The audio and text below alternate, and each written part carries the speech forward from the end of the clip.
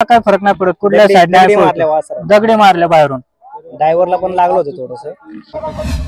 शिफ्टी आम्ही तर चावतच नाही, पण होतं कधी कधी चुकीचंच आहे. पण आज पेपर दिलेले आहेत, कामाला जाऊन नाद करतो. नाईटला कामाला जाऊन आलेले सगळे पोरं नाईट करून आता डेला इकडं.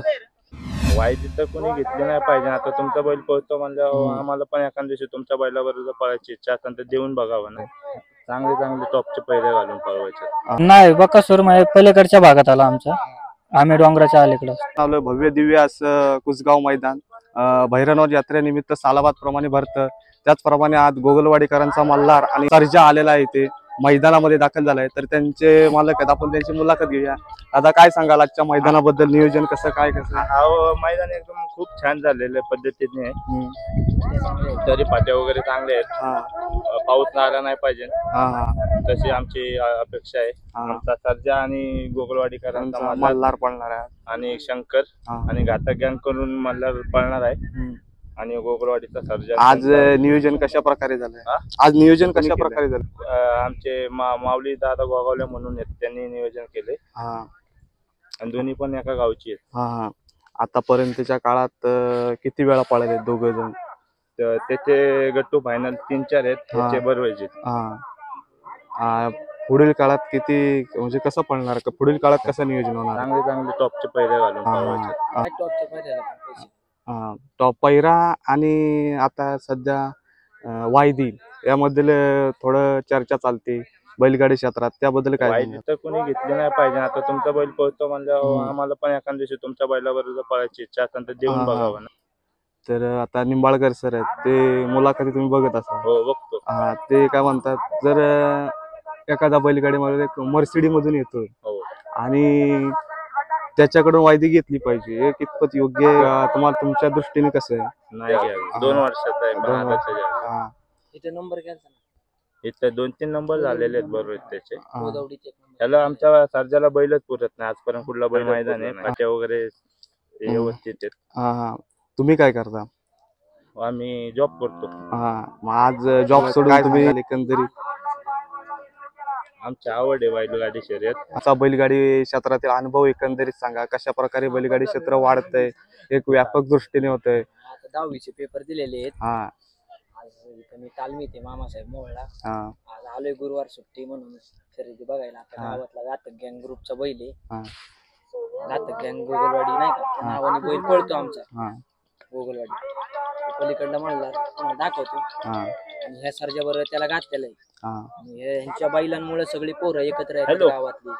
पुढे वाद सगळंच काय व्हायला लागले, सगळी पोरं. जर मंडळी सांगायची दृष्टिकोन एकच आहे की एक पैलवान घडतो मामासाहेब मोहोळ तालमी मधला आणि तो बैलगाडा शर्यतीला येतोय. कशा प्रकारे त्याचे विचार आहेत ते आपण जाणून घेतच आहोत. तर काय सांगाल बैलगाडी क्षेत्राबद्दल, काय सांगाल? काय बैलगाडी क्षेत्र हे चांगलंच आहे, काही सांगायचं त्यात. आपल्याकडे पहिल्यापासून बैल होती आजा पंजाकडे, आपल्याकडे पण बैल आहेत. गोगलवाडीच्या नावाने घातक गँग गोगलवाडीच्या नावाने हा बैल पळतो. आमचे भाऊ आहेत मोठे अजिंक्य भाऊ गोगावले, ते आम्हाला सपोर्ट करतात, पैसे देतात शर्यतीला. नसले पोरांकडे तर सपोर्ट महत्वाचा असतो. सपोर्ट महत्वाचा असतो. आणि बैलगाडी क्षेत्र हे चांगल्या माणसांमुळे आजपर्यंत चालत आलंय, यापुढे चालत राहील चांगल्या माणसांमुळे. असंच चालत राहावं. तर या मैदानाच्या फाट्या बिट्या एकदम मस्त आहे, त्याच्यामुळे आज आम्ही नियोजन केलं गावात. आमचं म्हणजे गावात उरुसच आहे आमच्या गावात. आज उरसाला गेलो नाही आम्ही, शर्यतीला आलो. आमच्या गावात उर्स असतो तरी पण आम्ही उरसाला गेलो नाही. एक आवड आणि एक प्रेरणा असते आपल्या बैला खातीर किंवा शर्यती खातीर, एक प्रेम असतं आणि त्या प्रेमापोटी माणूस काहीही करू शकतो. याचे माझं नाव अभिजित वसंत पवार, मी मुळशीचा आहे. कधीपासून तुम्ही बैलगाडी क्षेत्रात आलात आणि आवड कशी झाली? आवड म्हणजे गावातल्या पोरांमुळे लागलेली आहे आणि गाडी आता 3 वर्ष झाला आणतो. अनुभव तसा चांगला आहे, पडलोय पण खूप वेळा. त्यानंतर आता झाली आहे सवय, आता नाही भीती वाटत. ह्या वर्षी आता 50च्या पुढेच आहेत. बैल चांगला पळतो. बैल एक शहाणा पाहिजे, कोणताही असू दे. मोठा वासराला पण मोठा बैल शहाणा पाहिजे, नाही तर बैलात एक बैल शहाणा पाहिजे की तो बैल गाडी उचलून नेणं. असं शक्यतो बाहेर जाणार नाही गाडी. शेजारचा किती जर असेल तरी एक बैल चांगला लागतो. नाही बकासूर म्हणजे पलीकडच्या भागात आला आमच्या, आम्ही डोंगराच्या अलीकडं. फक्त ड्रायव्हरचं काय दिसतं की फाटी शेपूट चावतोय, बाकी मालका झुपताना मारतात बिरतात ते नाही लोकांना दिसत. सुट्टीला फोक लावतात, गरम करताना फोक लावतात. मग करायचं तर डायरेक्ट बंदच करा ना सगळं असं आहे. त्यामुळे तर ह्याच्या पुढच्या शर्यती होणार असतील किंवा ह्या मैदानात कशा प्रकारे झाला पाहिजे तुमच्या दृष्टीने, ड्रायव्हर या दृष्टीने कशा झाला पाहिजे? निकाल सगळ्यांना रास्ता दिला पाहिजे, पार्शलिटी नको. गाड्यामधून काढणे, कडेने काढणे. त्या दिवशी आम्ही आता भोरला गेलो होतो, निळखंडच्या इथं नेरेचं मैदान होतं.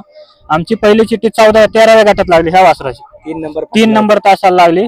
आयोजकांनी ती चिठ्ठी काढून शेवटच्या गटात कडेने टाकली. 17व्यात टाकली, 17व्यातनं पण काढून 18व्यात तिसऱ्यात असून बी 6व्या तासावर तो बैल गावचा होता, त्या गावात त्यांचं काय परस्पर असं तोंडावरती निकालावरती. हो खूप झाला आम्हाला त्या दिवशी, खूप झाला. गट पास करून कडन लागला, आम्हाला काय फरक नाही पडत कुठल्या साईड दगडे मारल्या बाहेरून.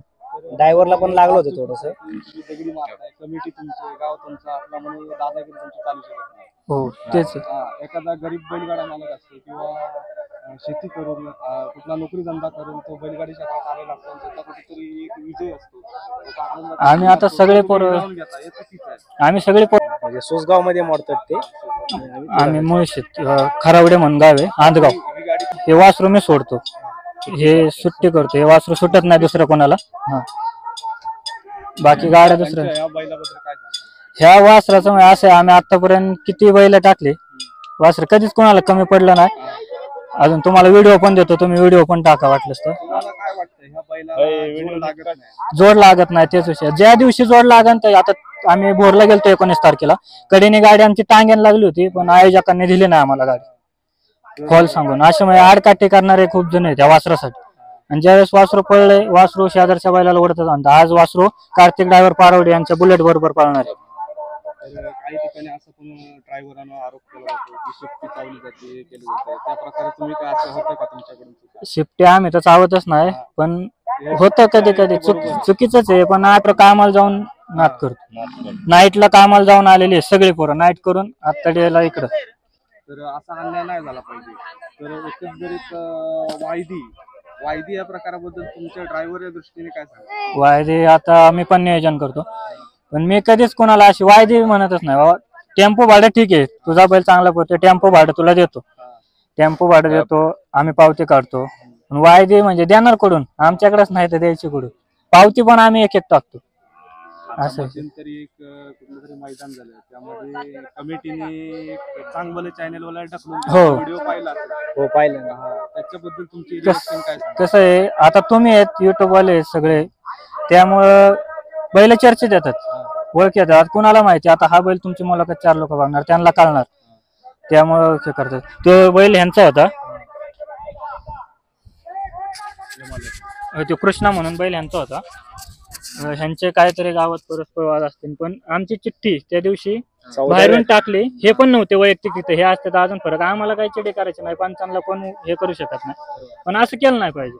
त्या दिवशी सांगितलं काय झालं कमिटी 14 होती, 17व्यात टाकली, 18व्यात टाकली, 3ऱ्यात 6व्यात. काय एकंदरीत गाव कमिटीमध्ये बैलगाडी शर्यती असतात, त्यामध्ये एकंदरीत काय चुका होतात किंवा अन्याय होतो, त्याबद्दल तुम्ही काय सांगता? अन्याय म्हणजे बैलावर तुम्हाला सांगतो की पहिली गोष्ट म्हणजे बैलावर फुली मारली गेली. नंबर टाकला, कोणत्याही मैदानाचा नियम नाहीये की बैलावर फुली मारण्याचा. हा सरासरी म्हणजे की हा अन्याय आहे. आणि चिठ्ठ्यांमध्ये सुद्धा लफडा केला गेला. आमची चिठ्ठी 14व्या गटामध्ये लागली होती 4 नंबर तासावर, ती चिठ्ठी दुसऱ्याला दिली गेली.